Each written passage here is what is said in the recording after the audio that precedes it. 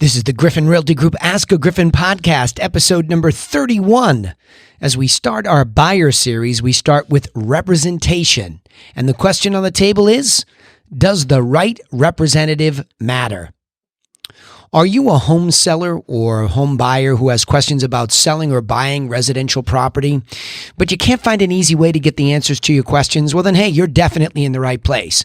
I'm Danny Griffin, the founder of the Griffin Realty Group and the host of the Ask-A-Griffin podcast. Now, to help you take immediate action to get started in the right direction, if you need to sell or buy property right now or in the very near future, you can take advantage of our free step-by-step guides that are waiting for you at griffincourses.com.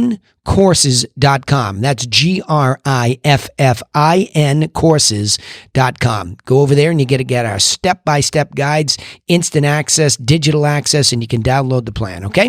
All right, here we go. Question on the table. Does the right representative matter in the process of buying a home? So we start off with the first question that provokes the conversation even further. Well, first of all, how does the home buying process really work? Now, as we begin this podcast series about buyers in general, or the buying process, there are multiple stages to it.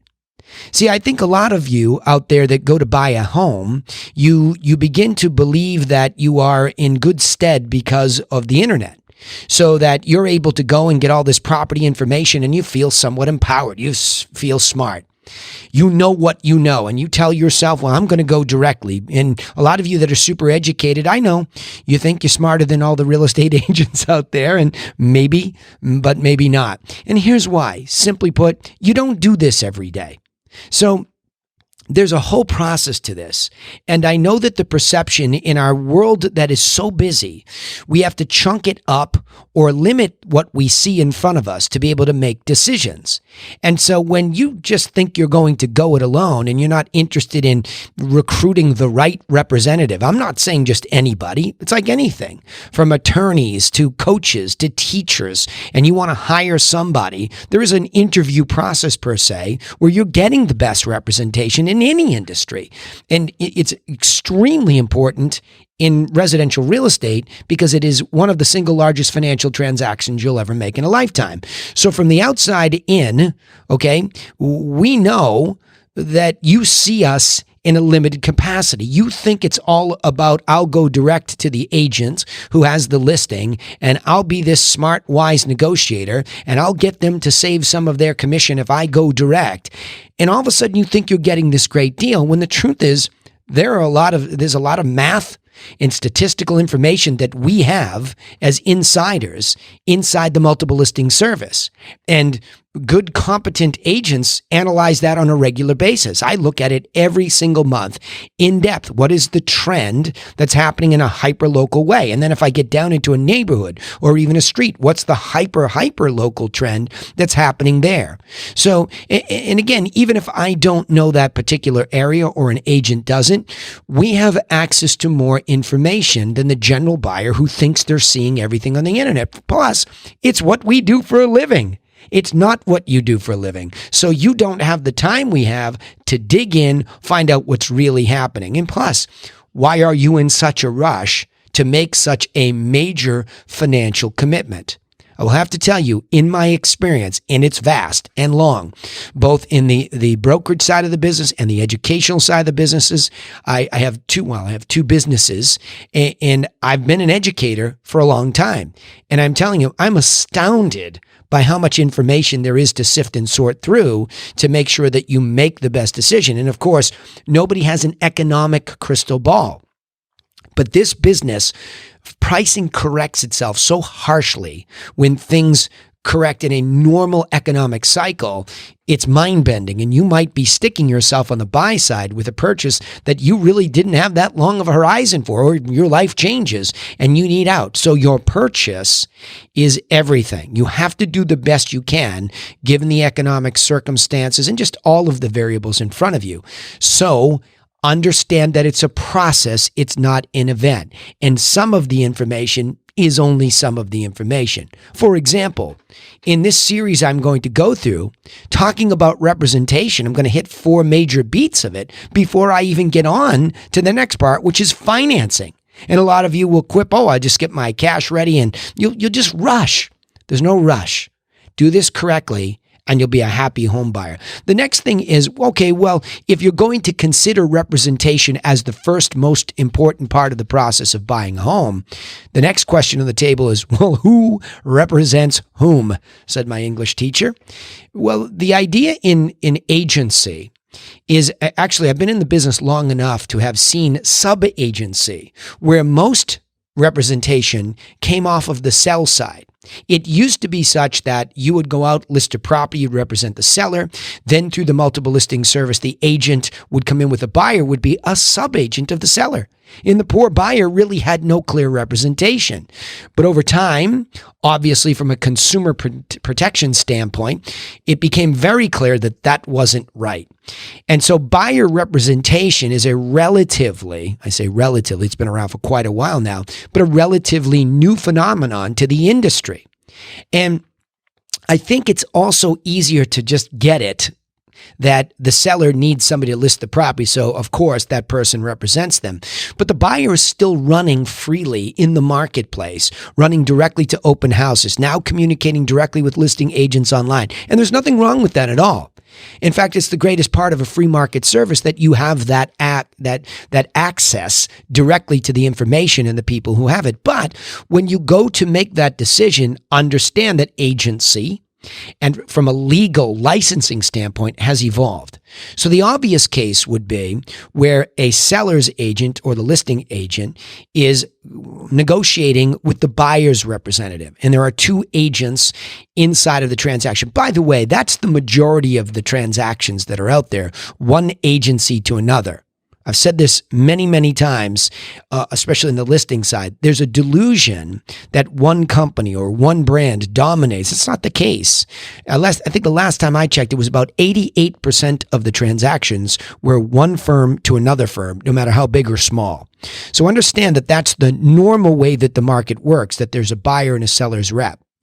But what about the case where somebody does come directly in and they are comfortable? Well, I'll always deal with my sellers in advance by saying, look, we have a very thorough listing process, and we actually prefer to empower our sellers with as much information so that when negotiation time comes, they're so well versed in what the math and statistics say that we don't have to have some heavy guidance, or the guidance is not blind. It's fully informed. So we ask them, if somebody doesn't want a buyer representative or they do come in directly, we need advance permission to become a dual agent. Okay. And I'm not going to get down into the details of agency, but you as the consumer should be aware that there is the case where a seller's agent can shift to a dual representation. Not true in every state in the United States, but in Massachusetts, where I'm speaking about this context, it is a possibility. So you want to just start to understand that. And there's one last thing too. There's something called a facilitator. And so I think we're trying to clean up the mess of agency. But today I want to talk about buyer agency. You have the right to be represented. And that really brings me to the third point. Well, does this cost more money? I don't want to pay more money for this. Well, good news for you. Buyer agency compensation is already built in to the multiple listing service offering. Now, what does that mean? Well, if I took you for a tour of the agency business and I took you in behind the scenes as a realtor and I showed you the multiple listing service and I showed you the breakdown of a listing, there's a line in there where offer of compensation to other types of agents, meaning there's an offer to the buyer agent typically and a facilitator most of the time is what I would see in my MLS. So the agency compensation is already built in. So in other words, the seller has listed for a gross price. Let's say you can't fix commissions and you have to be careful of antitrust. So this will be for example only, and I'll use the term apples. Let's say, for example, the seller and the listing agent agree to 6 apples, okay? And those apples are being split up.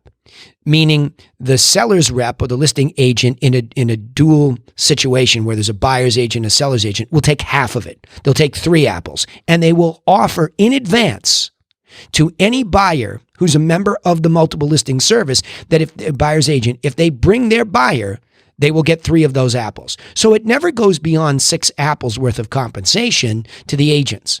It's just simply being offered to be split. And of course, still, the number of apples is negotiable. Many times you will have a commission negotiated and everybody agrees to reduce commission or just leave it alone, whatever the case might be. So it's really guidance.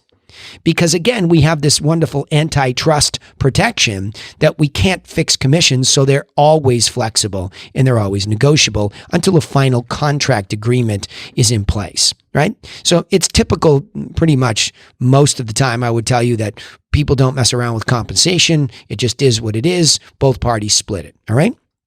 And there is something else also that the listing agent in my MLS would have to disclose if they have agreed to, if a dual agency situation comes to play, meaning this buyer does not want to be represented, there might be a lesser compensation agreed upon in advance between the listing agent and the seller. But not to confuse you, I just want you to know that there are some buyer agencies or somebody who wants to offer buyer agency that might charge you an upfront fee, but I would probably guess that that's a much rarer case than somebody who just says, I will represent you and I will accept the offer of compensation that is already in multiple listing service, okay? So let me go back over this. I want to keep this relatively simple, this podcast, because it's straightforward. The question on the table starts in the first step of the buying process. I think that representation should be the very first thing that you understand as a buyer. And the question on the table today is, does the right representative matter? And these are the questions you should be asking yourself. How does the entire home buying process really work, first of all? Is there a process or is this some kind of an event? The next thing is, if there is representation, well, who represents whom? And what are the types of agency? And then lastly, to simply understand that buyer agency compensation is already built into the marketplace, also known as the multiple listing service offering. Okay? So that's the way that representation works. Let me summarize it this way, and maybe it'll bring some clarity.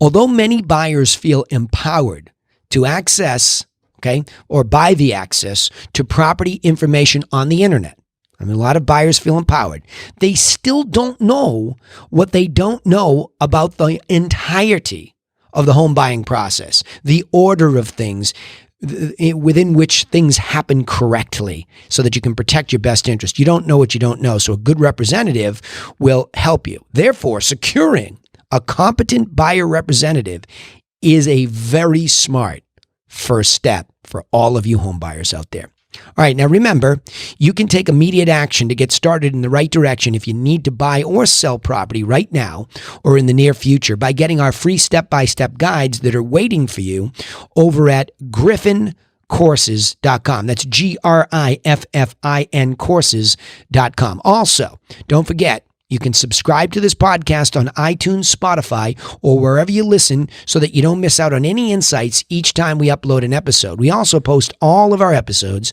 on our social media channels as diligently as we can. So remember, turn on your notifications for Griffin Realty Group and you won't miss the reminders. We'd also appreciate it, of course, if you would share our content with other people just like you who are getting ready to buy or sell so that they get the proper help that they need. Hey, thanks for listening, but remember this. Nobody's coming for you, so go take action and get to work on your own plan for buying or selling property, and we will see you to help you do that in the next episode. Thanks for listening.